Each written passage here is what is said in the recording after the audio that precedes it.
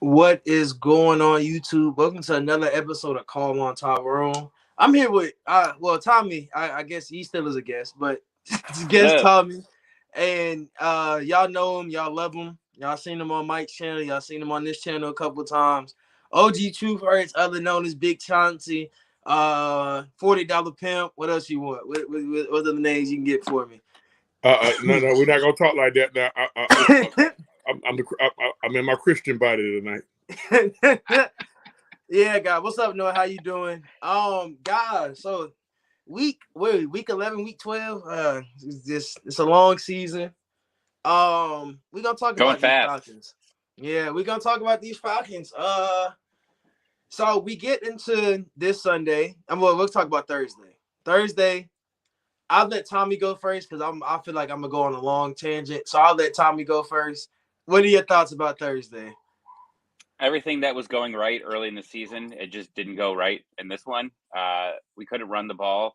Blocking was terrible. Mariota was just making silly mistakes. I mean, he's been making some mistakes all season, but there were a couple there where he was just trying to force things too much, and he was making bad decisions overall. And I mean, that's why we've had all week the Ritter talk.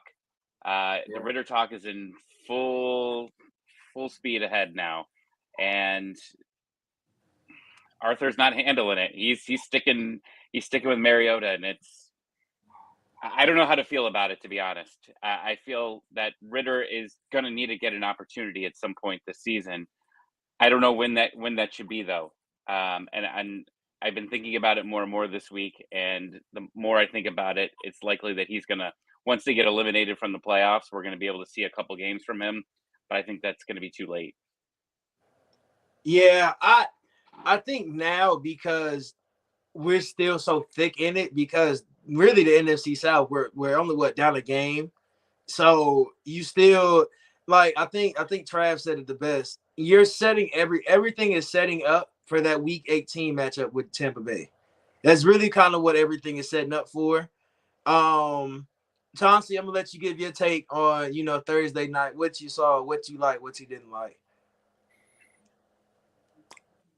Burn the tape, and here's why I say that. Short week, just came off of an emotionally spent game at home. Game we all felt like we should have won. You had to travel to a division rival's house, inclement weather. You got your best lineman.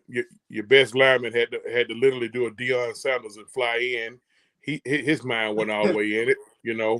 It showed because the first penalty of the game was on him. A burn the tape. We know that team can play better. As far as Mariota, Ritter, Arthur Smith soap opera, it's gonna be long. It's gonna be ongoing. Every time he incorrectly throws a ball, everybody gonna be calling for Ritter. Um, I mean, you know, to me, Arthur's just being Arthur. I mean, we don't know much about him other than just a year and a half on the job, and he's just, at least if nothing else, he's consistent. He didn't rush anybody in last year's class outside of Jalen Mayfield, and Jalen Mayfield was just really pressed into duty by default because we had nobody else to go at the left guard position when he really plays tackle. I think he's ultimately, given that he puts in the work and and progresses, he's ultimately Jake Matthews' replacement. He's either Jake Matthews' replacement or he'll be out of football in 2 years. It's just that simple. It's all on him, on how he want to work. Um, Derek Brown controlled the line of scrimmage. That's the worst game I've seen Lindstrom play. He handled Lindstrom, but then you look up, he also handled Dahlman, and he handled whoever number 66 was. Hopefully that guy's selling insurance now. So burn the tape, man. I mean, burn the tape. You you ain't gonna get much off of that. I mean, I know they still got to do film session. What I already did the film session. You do film session on Monday, off on Tuesday. You go to work on Wednesday. So they went back to work today.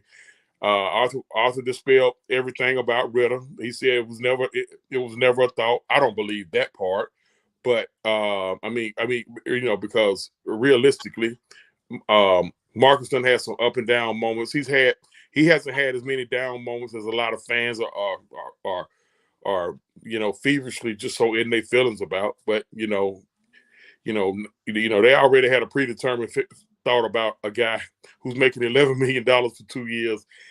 I still don't understand a lot of people in our illustrious fan base. I'm like, what you expect from a guy who's making $5 million a year? You already know he's a bridge. He's a bridge quarterback. He's just really a stopgap until either Ritter gets ready or we open up the checkbook for Lamar Jackson next year, or shock the world and draft Bryce Young or C.J. Stroud. Hey, he's a stopgap. So, but I'm gonna try to draw some type of positive. Big ups to number 12 for staying ready. They just totally forgot about him, and Marcus hit him down the sideline. That game was closer than I'm pretty sure Carolina wanted it to be. Carolina almost let us pull a Carolina on them. But it just wasn't in the cards. Burn the tape. We still in it. We're gonna, and like you said, I think everybody's saying the same thing. It's gonna come down to week 18 against the Bucs. It's plain and simple. I looked at the rest of our schedule. No win is easy. I'm pretty sure a lot of people looked at that Washington Commanders game, so that's a win. Well, see the Philadelphia Eagles right now. You can't take the Bears lightly. The Bears don't put up big numbers in their last 2 losses. Hey man, hey, 7 games left. Burn the tape. We hurt up. AJ was supposed to start or was supposed to be active Thursday, but they did right by now. I'm not going to activate him on no short week. Coming off a hamstring, and it's raining. Couldn't move, not activate him. He should be ready this Sunday, unless y'all have heard something different. No, I think he was limited today, but okay. He was still a participant. They posted a video of him practicing today. Okay, so yeah. One thing you didn't say is they did have 3 drop picks. Like they could have had 3 interceptions. Oh my God! Well. We dropped a lot of my thing with this secondary, and one thing about secondaries, and it's a joke that a lot of if you're online, if you're a coach in general, the joke is the reason why you play DB is because you can't catch the ball. That's the reason why they DBs, man. They can't catch the ball.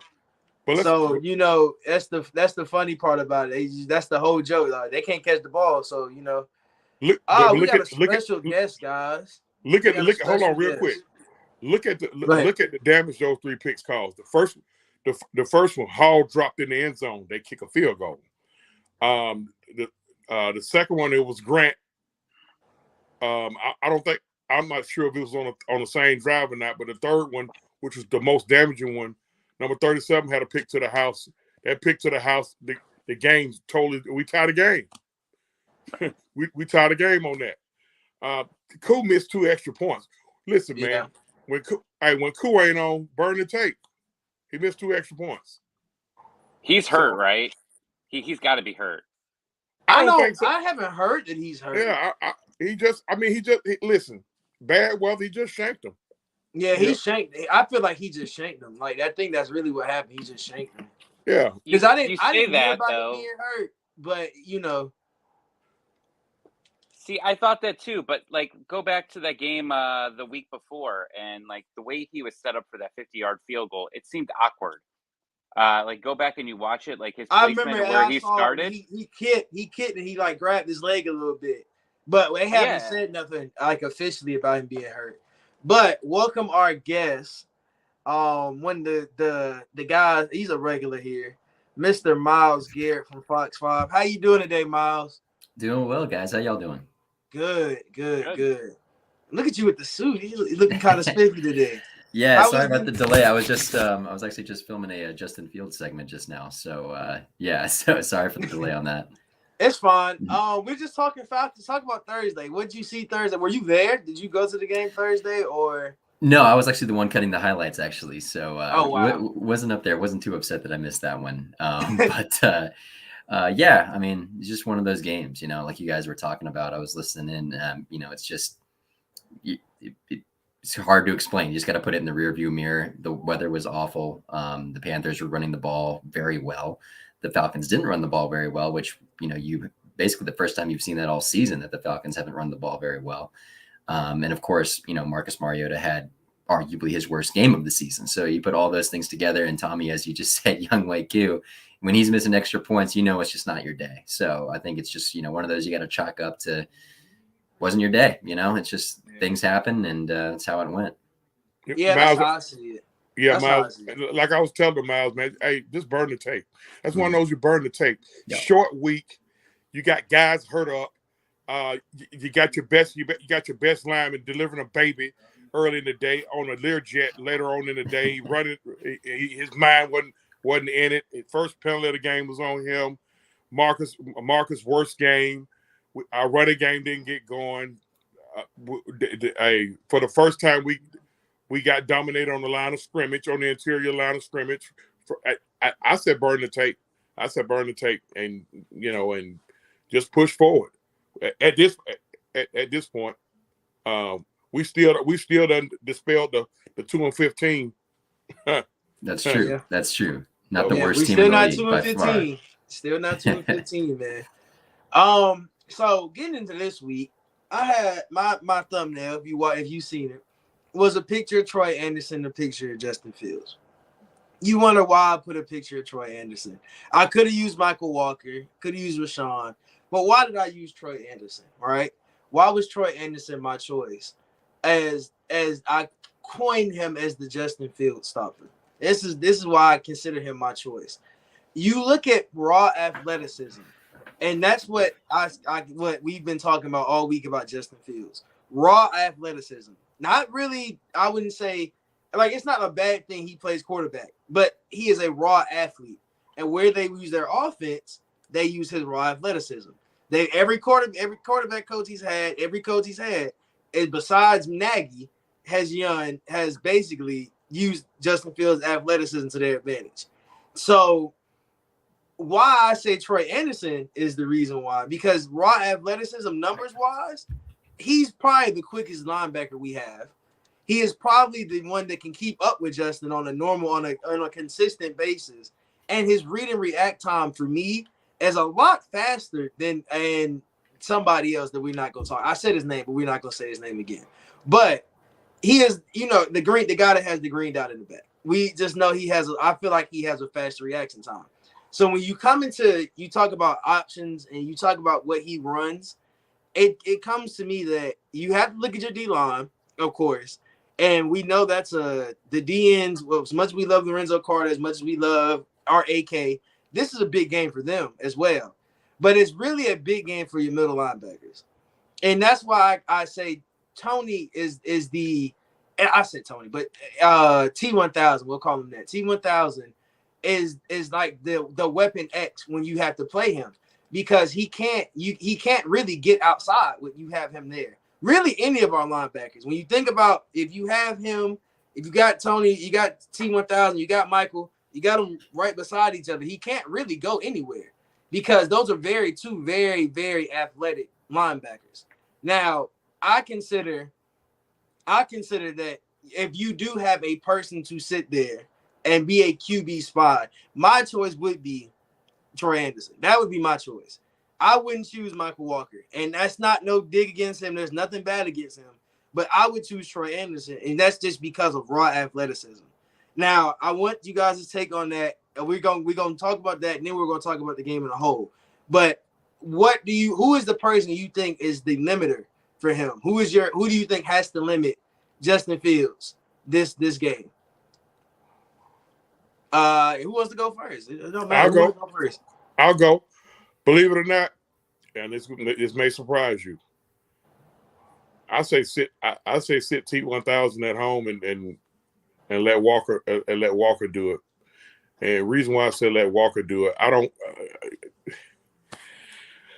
I hate to bust down on Michael Walker, but his situational awareness bothers me. So if you just give him one thing to do, maybe that would probably help.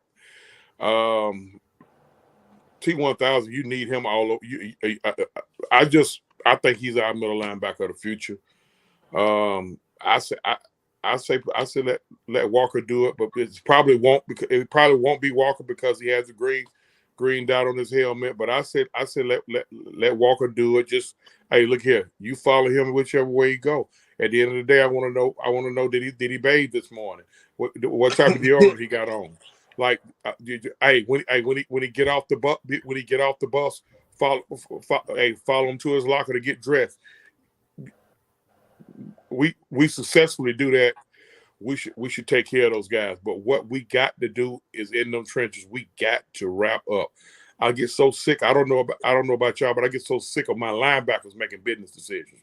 I can get it if you're a free safety or a strong safety and you make a business decision. If you got somebody like Derrick Henry running downhill at you, you make a business decision. I kind of understand it, but my linebackers, I don't need them making business decisions. I need my linebackers to be in concussion protocol if they have to. So, but I'm not opposed to it being T1000, but I say Michael Walker. You want to go, Tommy? Anderson. I 100% agree with what you say. I think that he's the guy that needs to take him on. Mm-hmm. What do you think, Miles? Yeah, real quick shameless plug before I go into there. I'm actually about to cut a feature on Troy Anderson that's going to air Saturday morning on Early Birds on Fox 5 Atlanta that you guys should watch. I do agree in the fact that I think Troy Anderson gives you an ideal matchup or spy per se against a guy like Justin Fields, just because of what you were saying, that sheer athleticism. And we've seen it this season. Troy Anderson has been involved in almost every single play. You see him on special teams, chasing down, I believe it was Brandon Ayuk one play in the 49ers game, coming from behind, saving a touchdown there. You just see the athleticism, the speed that he's got. And some of the power. He's displayed it so much this season, and he's a guy that I'm sort of waiting to see, have that game where he just sort of goes off. As we haven't quite seen it yet, it's just been sort of those flashes, and he hasn't exactly started too many games either. He's just been kind of spot duty, and he's making plays, and he's getting in there. I do think you're right. I think the linebackers do need to step up in a game like this just because of the Bears' rushing attack. Their passing attack, obviously hasn't been too threatening. Don't knock on wood there. But their MO has been the running game. Khalil Herbert's on injured reserve, but David Montgomery, Justin Fields. Justin Fields is the leading rusher right now. So you got to have someone who's watching him at all times. You got to force him. Honestly, you do. You have to force him to stay in the pocket. And, that requires maybe having a spy, as you were saying, a Troy Anderson type. But someone else potentially to keep an eye on would be Richie Grant. You talk about, guys making business decisions. He might be the last line of defense, at the safety position to stop some of these big gains from happening, from having these explosive plays that the Bears have. Because, again, their MO is the rushing attack like the Falcons. They're actually doing it slightly better than the Falcons lately. They haven't been winning games like the Falcons, but, again, that rushing attack is still nothing to take light of. So in regards to that, yes, the linebackers do need to step up big time in the last line of defense. Guys like Richie Grant, they got to make plays. Yeah. Noah said it as soon as Noah said it a little bit before you said that Richie Grant. Like you said, Richie Grant doesn't take a lot of business decisions. He kind of just puts it right in everybody's face. So I can definitely see that. I feel like because that we, like we said, that's like you said, Chauncey, the trenches is another thing where Grady and TQ are going to have a really good game inside. As much as they run to the outside, those guys have to be dominant on the inside. And we got to have a pass rush this game. You got to have contain and a pass rush. You can't just play contain all game, because as much as we say, let's say this, as much as we say that Justin Fields is not that great of a quarterback, I didn't say athlete, I said quarterback. As much as he's not that good of a quarterback in the pocket, you still can't let him sit in the pocket and just sit there all day, because he's going to find somebody open at least once or twice. So you don't want to be in the scenario where you're holding him and he ain't running the ball, but he's throwing it for 200 yards. So you don't want to be sitting there where like that's the thing now is like that's why I say you don't play with Richie is because of the back end coverage because Cole Kmet, some way somehow we've seen it every 2 weeks in a row. Cole Kmet just wide open down the field every time. I don't know what it's usually, and it's not really even on play fakes. It's just really he's just throwing it downfield and Cole Kmet's wide open. So I feel like Richie's a better matchup for Cole Kmet because I think he's taller anyway. So I think the thing is now you want the defense to be able to play freely because we know what he's going to do. We know what Justin's going to do. Justin's going to play as free as possible. And you want your defense to run and be able to fly around and run around just like that. You don't want to be – this is a game where if you're Dean Pease, you're just like, hey, and you look at whatever linebacker who's supposed to cover him and be like, hey, just pin your ears back when you hit him. And this is a game where you want to either immobilize him with the line or you want to hit him enough to where he just is like, I do not want to run that ball no more. It was a point where when Cam used to try to run, Cam was like, I do not want to run the ball no more. So, it's stuff like you don't want them to run the ball. You don't really want him to be like you don't want him to be the focus of the game. I put it like that. I don't want Justin Fields to be the focus for everything. He needs you gotta be able to cover because some way, somehow, he's gonna find somebody open. So you have to avoid that, really. Getting into a little bit more of this week, we're just gonna talk about the game in general. What are the keys? What are y'all keys to winning this game? We'll start with Miles, and we'll go Tom, and then we'll go Chauncey. Yeah, I think the key, it sounds basic, but get back to the running game. The Bears' rushing defense has been dreadful. They're giving up 4.9 yards per carry, and this is a game where the Falcons just need to have a comeback game on the rushing attack. They don't need to give it up. They don't need to stop doing it. That's been the way they've found success all season long. Whether that's Marcus making plays in the running attack or Cordero Patterson for sure needs to have a bounce back game. That was probably the worst game we've seen from Cordero Patterson, whether or not that was him or just plays not drawn up for him. The rushing attack needs to have a big game in order for them to win, I think, because you have a team that's just so bad at stopping the rushing attack that you've just got to take advantage of that. So I'm sure that pains a lot of Falcons fans to hear when I see, the passing game eventually find its footing with Drake and Kyle and all those guys maybe getting involved at some point. But when you're facing a team like this that really struggles against the run, you got to play to your strengths. Yeah. Go ahead, Tommy. I agree 100%. I would say that you need to make the throws, though. You're getting teams that are focusing more on trying to stop the run, and the Panthers just sold out for it, right? Like they wanted Marcus to make the throws, and the weather just prevented him from even doing that. But they're going to need to make some throws. They need to get Pitts and London involved, and I think that they need to get him in early. There's been too many times where it's just been run, punt, and I think that they need to be able to get some throws in there, and hopefully they're not expecting it. I haven't watched too much of the Bears this year, but from what I have seen, they have allowed some big plays through the air. So I think this is a good game to get London and Pitts going, get a good mixture. We've seen a couple of games where it wasn't just the run; it was Marcus making some good throws, and he needs a big rebound game here, or the crowd's really going to be coming for him. And I assume, Miles, that we were talking about Justin Fields.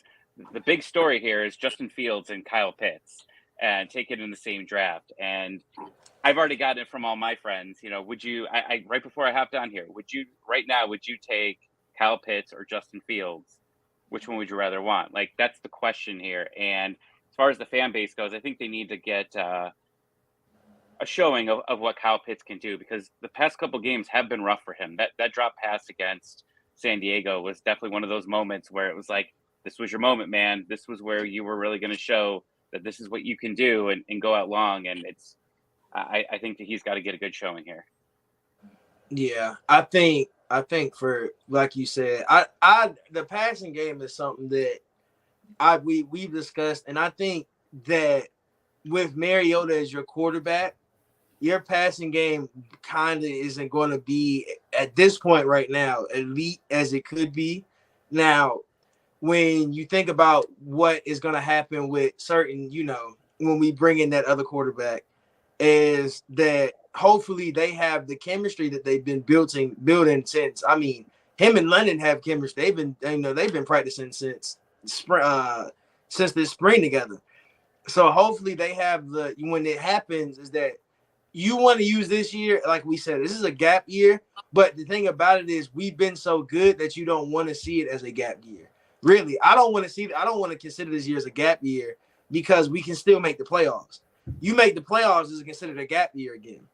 Like in the eyes of the media, and I'll ask you this, Miles. If the Falcons make the playoffs, in the eyes of the media, is this still a gap year?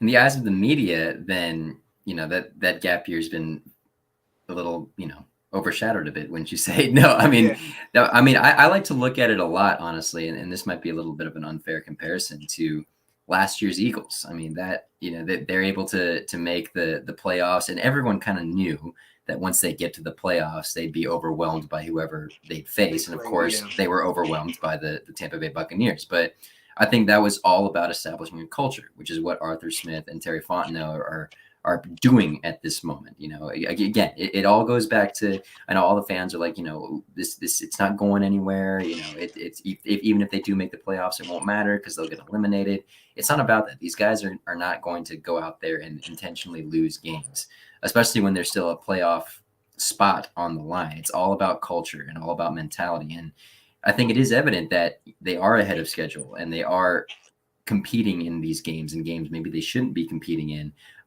Even, again, as disappointed as fans might be, with Marcus Mariota at quarterback. So we don't know what Desmond Ridder can do yet, but this coaching staff still firmly believes that Marcus Mariota gives them the best chance to win. So, depends on how you want to look at it in regards to a gap year, but it's certainly been fast-forwarded, I think. Yeah. And this is a different – I'm sorry, one second. And this is different. Like, this is even more different than a gap year. This is a gap year with a ton of dead cap space. Like when they had to go out and get free agents, they didn't have much money to go out and spend. So they're going to Goodwill. You're shopping at Goodwill when you want to shop at Saks. And next year, they're going to be able to go out and they're going to be able to spend that money. So you've got a lot of guys that you signed on to, very small contracts. And a lot of these guys aren't going to be here. Edwards is not going to be here next season. There's no chance, right? Like I think the only person you bring back from this year is Rashaan Evans. I think this is probably about the only one, in my eyes, that you bring. And Lorenzo. Well, either one of those two are the only two I think you bring back. And that's just because I feel like Rashaan has played such a vital role. Even if he wasn't the green dot linebacker, he's played such a really big role on this team. And Zoe really he's been a great edge. As much as he might not have as many sacks, and he might not be what I don't know what you really expect from Lorenzo Carter. I'm a Georgia fan, so that's different. But whatever you expect out of Lorenzo Carter, he's done his fair share of it. So you would think that if you have two, very well good linebackers, even if you have young guys, you still want those guys here. Now, if Malone comes out and it starts cooking, but we haven't seen Malone all year. So you can't say if you go in the next offseason and Lorenzo Carter is sitting there and he's like, hey, especially when we make the playoffs. That's another thing where you got Lorenzo sitting there as a free agent. You have Zoe sitting there. I mean, not to say the same person. You'll have Rashaan sitting there as a free agent. And you would probably think, okay, let's figure out which one we want to get. And if you can have both, have both. We got enough money to have both. And it doesn't have to be multi-year deals with those two. You can keep those. It can be like what we gave Marcus this year, really and truly. And you just have those guys there as your veterans on the defense because we're going to go young pretty soon. Let's be honest. Everybody on this team is pretty young because AJ, especially on defense, you think about it. Michael Walker, this is his third or fourth season. This is AJ's third season. The oldest vet on the team would be graded after a certain point. So you would think you would want to at least keep some vet help here because you're going to need them. You're gonna absolutely need him at some point. But Chauncey, go ahead and give your takes on the game Sunday. What you think gonna happen? Let's talk about before they even get on the field. Block out the noise. Stay off social media. Block out the noise, and then once you block out the noise, execute your game plan. Keep it simple, stupid. Defensively, hey, rally to the ball. Rally to the ball. If they guys get out there in the open field, don't miss no tackles. Neutralize, if nothing else, neutralize their quarterback. Don't give up any big plays. Offensively, keep it simple, stupid. I'd say keep it simple, stupid, man. Get back to your identity. Get back to who you are. Run, pound the rock. Listen. Hey, if we pound the rock, and Marcus only throws 10 passes, I can care less about that. It's all about getting the dub. Okay, when you do go to 5 and 8, let's not force it. Okay, I've seen a couple of times in the past few weeks Marcus trying to force the ball, especially to number 8.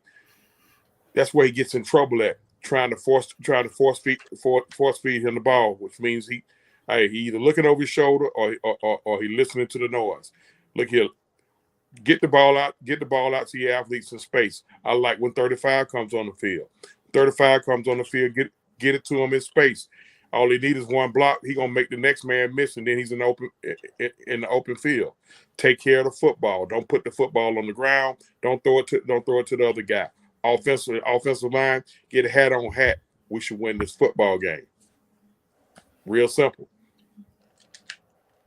Yeah, I think that's the thing.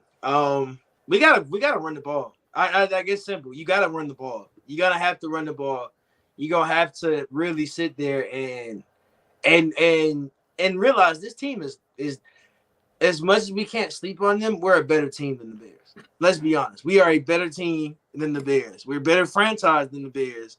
And at this point right now, we were both rebuilding teams. Let's be honest. We both kind of sort of started to rebuild around the same time.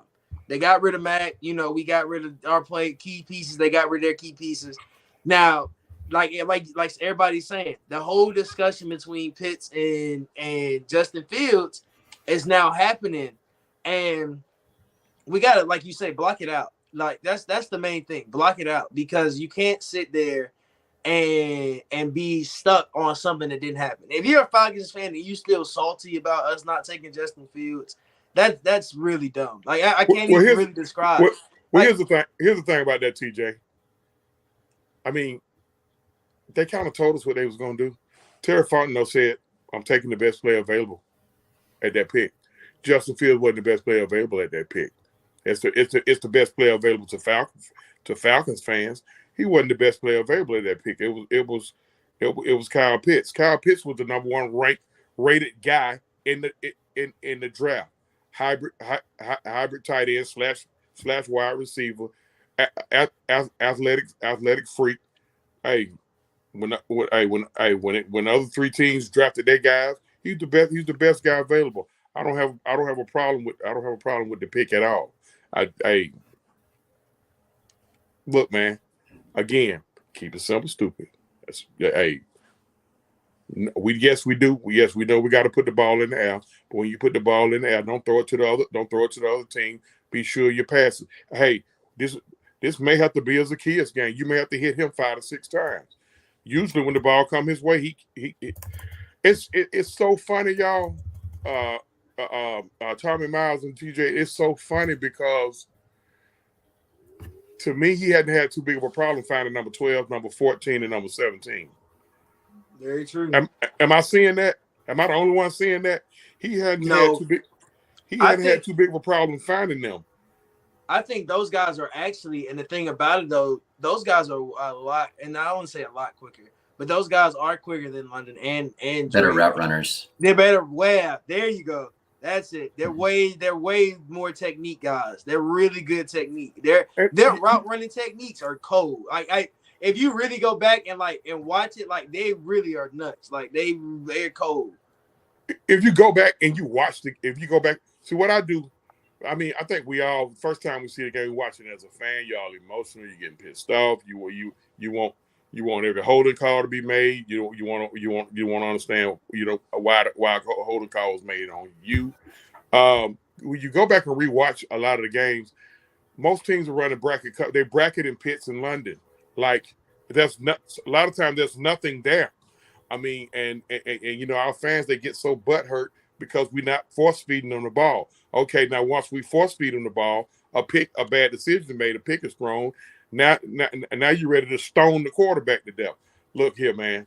Do what you got to do to win the game. Arthur Smith may have to dumb down his playbook a little bit with this one. Just to dumb down the playbook. Hey, trust your quarterback to use his legs. Marcus need to use his legs a little bit more. Hey, he's a pretty fast dude. Use your legs a little bit more. Hey, go do more pistol formations. I don't care. Get the ball down the field. I'm not worried about Koo. Koo probably won't miss nothing else for the next 2 years. That was his bad game. I'd rather for his bad game to be week 10 on a short week than week 17 when we got to have that game. So, hey, do what you got to do to win the game. Go win the game, coach. That's it. Don't reinvent the wheel. Hey, let the fans gonna complain about the quarterback situation regardless. I think it was against the 49ers. The week he went 13 out of 14 and won NFC Offensive Player of the Week. They were still starting Ritter. They complained about the 14th pass that he spiked in the ground because he didn't want to throw a pick to the house. That's what our fan base. That's what they're gonna do. It's just that simple. That goes back to blocking out the noise. Do what you got to do to win the game. Force feed. Now, who you force feed is CP84. All right, let him get his mojo going. Let him get it going. We already know he got two guys who can back him up. We know 25 can back him up. We know 42 can back him up. And every so often, like I said, 35 can come in there, put him in space. I don't care what you got. Look, listen. I know I'm getting long-winded, but I'm just like you, TJ. Listen, if you watch the Kansas City Chiefs offense, they ain't really they're not fooling nobody. They telling all their athletes to go sit down in the zone, and we got this kamikaze quarterback that's gonna get it to you. Once he get it to you, they gonna catch and run. That's it. Like, do what you got to do to win the game. This is a winnable division, and guess what? You win this division, you get a 4th seed. That means you hosting a home game. That means revenue for Arthur Blank. We ain't hosted a home game in the Benz yet. Okay, you're hosting a home game, and guess what? All kind of crazy stuff can happen. You win that game, mess around. Philly tricks off a divisional playoff against a 7th seed who could be the San Francisco 49ers, and the 6th seed who could probably be the New York Giants, beat the Seattle Seahawks, and guess what? We hosting the NFC Championship game. Go figure. It can happen like that.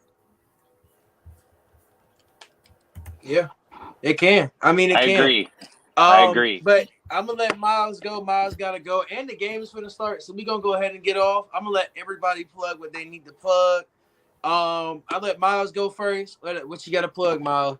Yeah, I appreciate it, guys. Sorry, I got to do some Hawk stuff myself just now. But yeah, if you want to follow me, I'm on Twitter at MilesGarrettTV. As I was saying earlier, Early Birds, Rise Up Tonight, and Dirty Bird Report, we post all the Falcons stuff, including the Troy Anderson feature, among some other things. So make sure to tune into that. And that's all I got. Appreciate y'all having me on. Nice having you on, Miles. Always welcome to come back, of course. You already know. Chauncey, what you got to shout out? Hey man, you can catch me on Twitter at OG Truth Hurts. That's with a 2. You can also catch me on my YouTube channel, which is called The King's Ransom. That's KINGZRANTZOM. And you can catch me on 2 Factor Media Radio. That's 2FM on Sundays from 12 to 1 with the Big Bird Game Day Report. Hey man, let's get it, man. Go Hawks. Yeah, man. What you got? What you got for me, Tommy? Let's go Ducks 96. Ariel and I do Resurgence Spike. World Cup starting this weekend. Pumped. USA. 2 o'clock on Monday and Friday. USA versus Wales and England. It's going to get crazy. Oh, that's going to get good. I didn't know we were playing England first. Oh, yeah. I need that. We got Wales I gotta on watch Monday. it. Black Friday, man. It's going to be crazy. Oh, we play Wales? Oh, man. We play Wales. So who? Hey, we're not going to get into soccer talk. I'm trying to think who's on Wales. Who is their star player? Garrett Bale. Yeah, Garrett Bale is the big one. Yeah, that's what I was thinking. I was like, I know somebody's used on that team, but yeah. We're gonna go ahead and get signed. I'm gonna go ahead and do my sign out. You already know where to follow me. At Call on Tyrone ATL. Yo guys, go. Y'all know. Everybody knows what comes on after my show. They should be on. What time is it? I think they come on in an hour. I'm gonna go ahead and give them their own little shout out. The heavy hitters is tonight, so go ahead and go over there and watch the heavy hitters tonight. They're gonna be giving you their 3 keys for the game. A little bit of what we did tonight, but it's with the guys. So you want to go over there and watch them. Make sure you do. Make sure you show them some love. Tell them I sent you. But yeah, have a good night, guys. We'll get out of here. Peace.